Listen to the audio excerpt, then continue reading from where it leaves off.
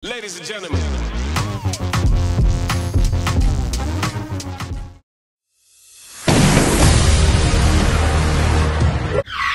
Alright, good morning mga kasagit neto.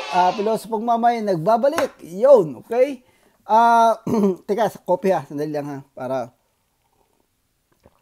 Okay, meron akong papakiusap muna sa inyo bago tayo pumunta sa ating subject.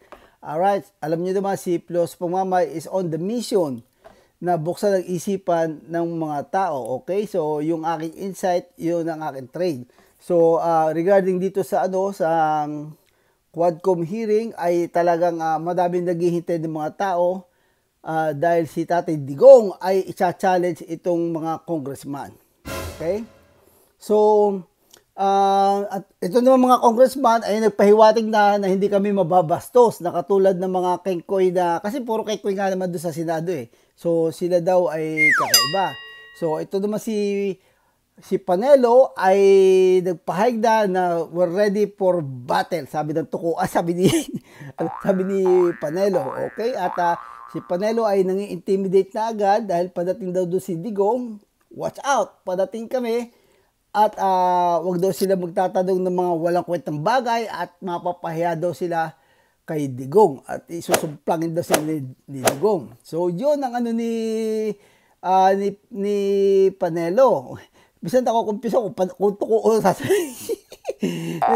Yun ang sabi ni Panelo. Yun ang sabi ng tuko ni Panelo. Okay, so, at dado si Digong nag-show up at si Pilosopong mamay ay napuyat dahil sa, talagang sinubaybay natin yan, punto by punto. Anyway, at we expect na na si Tatay Digong ay hindi magbabago dahil very stubborn talaga si Tatay Digong eh. Pero ang inaano ko dito ay siyempre na-advise na si Tatay Digong, meron siyang panibagong defense dahil nagkalat siya noong nakaraan eh, dahil napaso kasi eh, di ba? Okay? So, ang nakikita ko dito, ang defense ni Tatay Digong ay yun nga, yung mga pulis ngayon nagturo daw siya na academy ng maraming very annoying pero effective do sa mga mabababaw na mga Pilipino. Sinasabi ni Tatay Digong na siya daw sa hirap ng buhay, ay siya daw nag-part-time, nagturo daw siya sa Police Academy ng mga tamang diskarte ng mga pulisya, yung protocol. So, gusto niyang lumusot siya at bahala na sa buhay nila ang mga pulisya dahil tinuruan daw niya ng tamang procedure. So, yun ang yun ang ginagawang scapegoat nitong si Tatay Digong. Okay? You feel me? Yun ang kawawang mga pulis. Okay? Tapos yung kinu-question siya ni Abante ay yung mga inihulog sa helicopter ay mga hyperbolic lang na naman daw yan. O mga katang-isip lang. So, naloko ang mga Pilipino. Madali kasi ilukuhin ng mga Pilipino dahil ang mindset ng mga Pilipino ay mga ina-idol nga ito sila.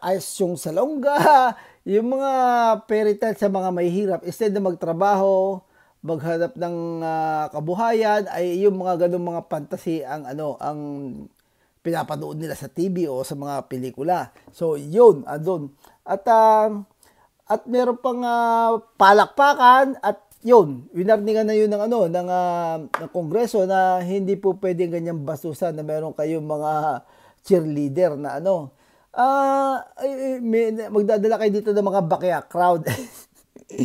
At talagang kawawa dito yung yung mga Pilipino na mga mangmang talaga mga Pilipino. Makikita mo talaga na kung gaano kamangmanga dahil effective yung yung pagmamanipulate ng doon sa mga antas ng yung yung pagmamanipulate ay sapul doon sa mga ganong kaisipan. So hanggang doon lang talaga.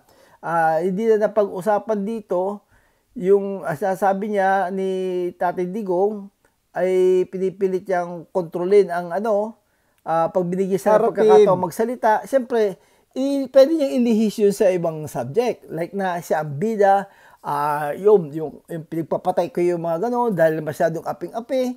So, kinukuha niya yung yung damdamin ng mga mahihirap eh. Pero hindi naman niya kinukwento yung mga ako ba yun, ako dapat maunang mang-rape diyan. Yung mga, wala naman, hindi naman napapag-usapan yung mga pangit na bagay. So, yung mga highlight lang ng buhay niya na medyo may ginawa siyang tama, yun ang kinukwento niya.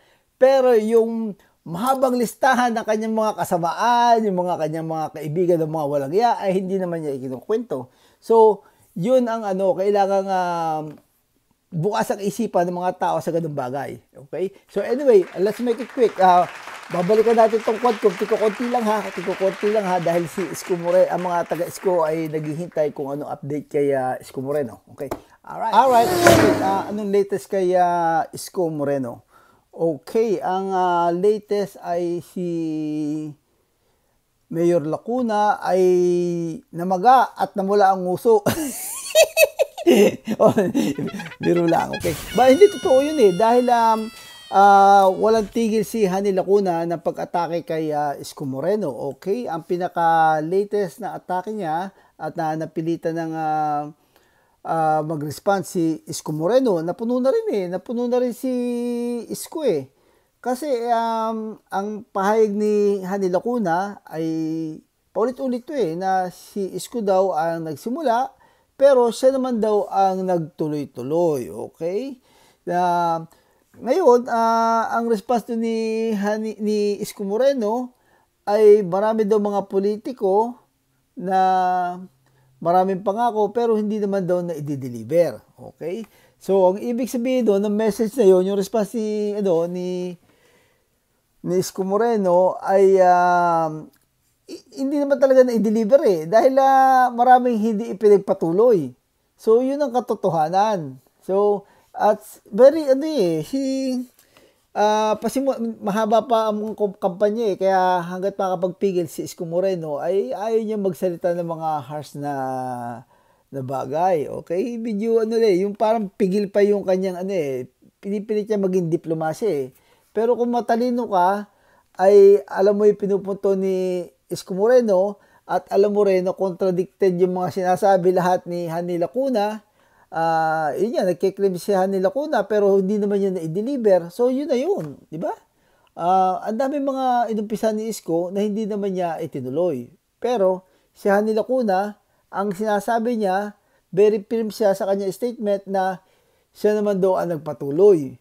Which is hindi nga tumuloy eh. So yun, si Isko Moreno ay nagsalita na dahil kasinungalingan na itong mga sinasabi ni Hani Lacuna, okay? Yung mga kine-claim niya wala na eh. So isa pa lang ang tunay na itinuloy ni Hani Lacuna, yung ayuda sa mga elderly. Pero ang mga matatalinong mamamayan, ang gusto nila ay mag-create ng trabaho para magkaroon ng pondo, madagdagan din yung ayuda kung may pondo ang Maynila. Pero kung ipamimigay lang ng pamimigay, tapos si Hani Lacuna ay magko-complain na wala daw mga pumapasok na income, 'di ba? Yun ang kino-complain ni Hani Lacuna.